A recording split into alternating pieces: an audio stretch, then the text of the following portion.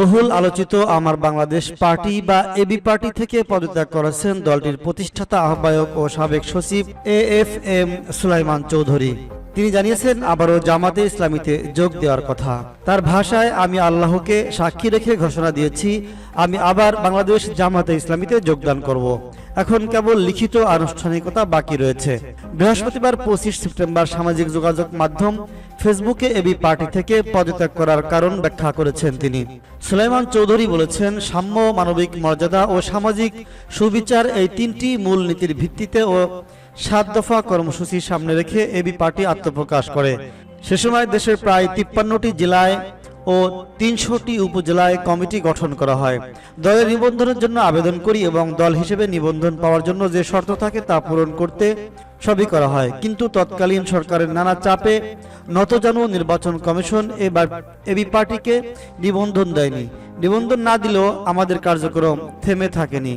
তার ভাষ্য, জুলুমবাজ, মানবতা বিরোধী অপরাধ, গণহত্যা, লুটপাট ও মানুষের অধিকার হরণে জড়িত আওয়ামী লীগ সরকারের চাপের কারণে নিবন্ধন দেয়নি তৎকালীন নির্বাচন কমিশন।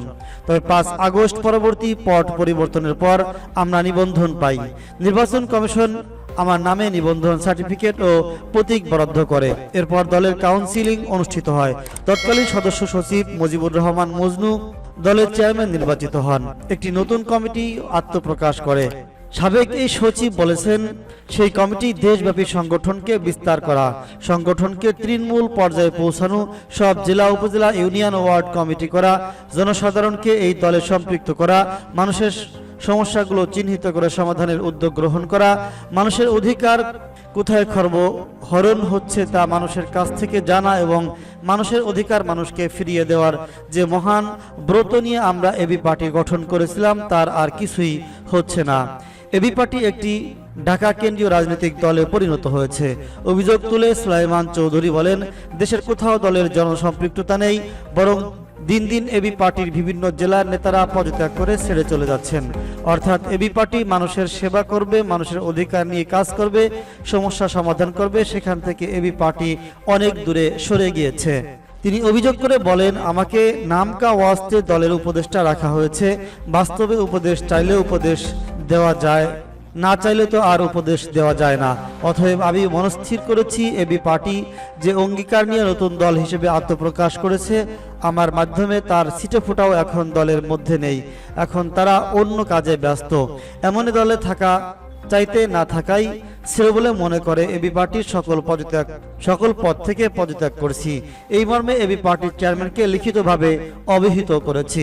পুরনো দল বাংলাদেশ জামাতে ফেরা নিয়ে সুলাইমান চৌধুরী বলেন, আমি নতুন কোনো দলে নয়, আমার পুরাতন রাজনৈতিক দল বাংলাদেশ জামাতে ইসলামীতে আমি ফিরে যাব।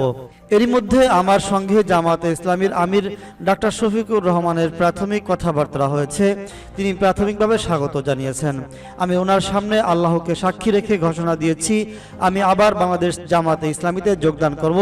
এখন কেবল লিখিত আনুষ্ঠানিকতা বাকি রয়েছে।